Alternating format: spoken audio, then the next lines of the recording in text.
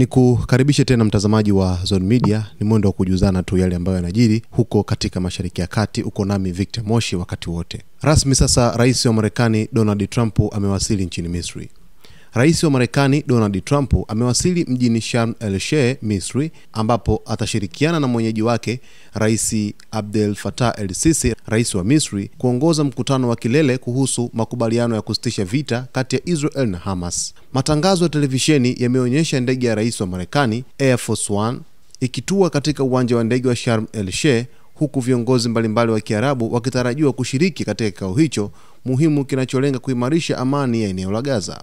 Licha ya maswali mengi kuhusu hatima ya Gaza baada ya uharibifu mkubwa uliosababishwa na vita, Trump ameonyesha nia ya kutafuta umoja wa kikanda na amani ya kudumu. Akiwa nchini Israel kabla ya safari yake ya Misri, Trump aliahidi kusaidia ujenzi upya wa Gaza, akiwataka Wapalestina waachane na njia ya ugaidi na vurugu. Alisema, baada ya maumivu, vifo na mateso makubwa, sasa ni wakati wa kuanza kujenga maisha ya watu wao badala ya kuendelea kujaribu kuiharibu Israel, alisema Trump.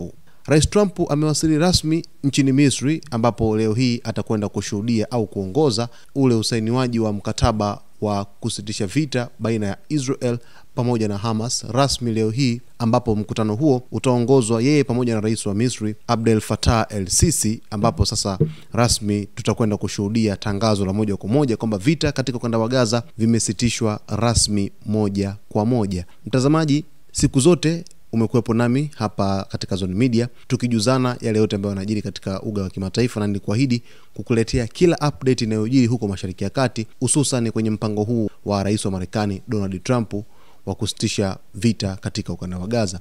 Kama bado unaungana nami, hujachelewa, na kuomba uweze kusubscribe channel yetu, lakini kulike video zetu, kucomment pamoja na kushare.